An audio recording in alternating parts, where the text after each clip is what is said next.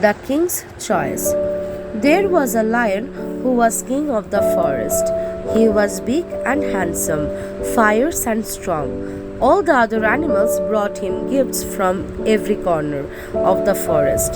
The more he got, the more he wanted. A king must have courtiers, he said to himself one day. The lion called a fox to his side. You are known to be wise and clever. I want you to be my adviser. Thank you, your majesty, said the fox, bowing low. Then the lion called a leopard. You are known to be alert and swift-footed. You will be my bodyguard. Thank you, your majesty, said the leopard, bowing low. The next to be called was a crow. You are a bird and can fly high. You will be my messenger. Thank you, your majesty, said the crow, bowing low. The fox, the crow, and the leopard took oaths of loyalty to the king. He promised them food and protection. For some time, all went well. The three courtiers never opposed the king. His wishes were law. Whenever he rode, they stood in awe. Wherever he went, they followed him. When the king went hunting, they found the animals for him to kill. After he had had his fill, he left the remains for them, so they always had enough to eat. One day the crow came to the king. Your majesty, have you ever tried camel meat? It is tasty. I ate some in a desert once. The lion had never seen a camel and he liked the idea of tasting camel's meat. Where can we get a camel? He asked. There is a desert some miles away. I have just been flying over it. I saw a lone camel there. It looked big and fat. The lion looked at his other advisers. They were wise, experienced. He wanted their opinion. The fox and the leopard did not know much about a desert. Yet they did not want the crow to seem wiser. So they said it was a good idea. The crow could fly ahead and show them the way. Next morning, the lion and his aides set off for the desert. They soon reached the edge of the desert. Once they had left the shelter of the forest, the blazing sun beat down on them. It was unbearably hot. High up in the cool air, the crow flew. Hurry along, he called out. The camel is not far off. The lion could go no further. The hot sand had burned his paws. Stop, he shouted to the others. Let us go back to the forest. I do not care for camel's meat. His advisers were frightened. The forest was far behind them. They did not know how to get the lion back home. The leopard wanted to run away. The crow wanted to wait and watch. The clever fox thought of a plan. Off he ran into the desert, saying, I will bring some help. After some time, he found the camel. How surprised the camel was to see a fox in the desert.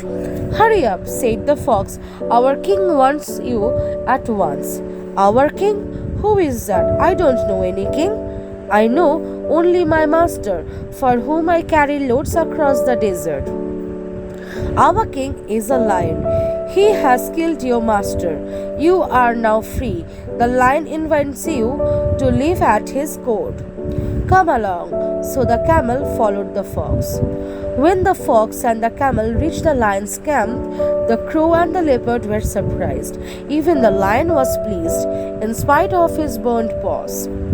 The camel was presented to the king. Get on the camel's back. Your majesty, said the fox, we will return home.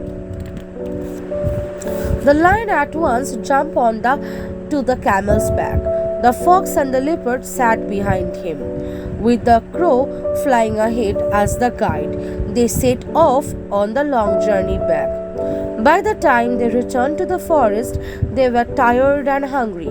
The fox, the leopard, and the crow looked at the camel. They looked at each other and smiled. They had brought the camel along for the king.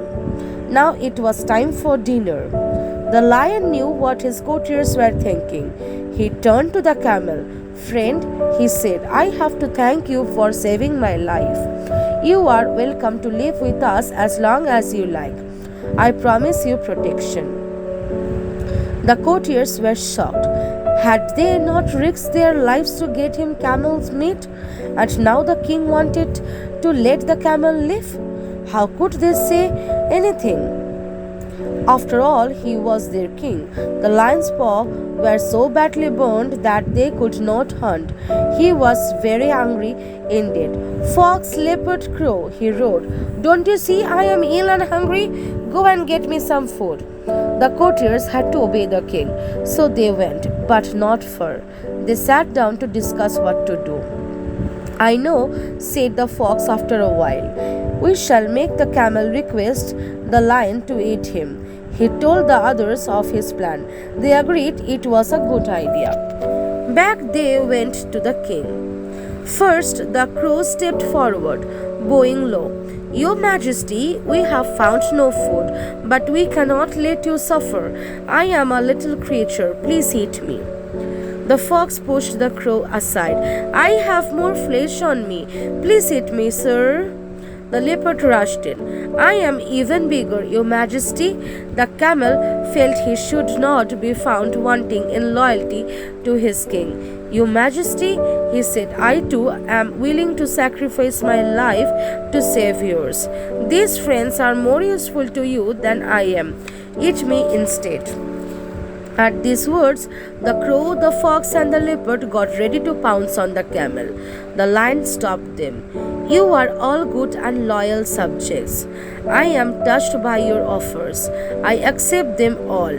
I shall eat you one by one in the order in which you offered yourself. There was not a moment to lose. Away flew the crow, away ran the fox and the leopard. The lion had a hearty laugh. Then he turned to the camel. You have been loyal and good. You shall be my friend as long as I live. The camel was grateful and happy. The lion said to himself, to be a king is good. To be kind is better.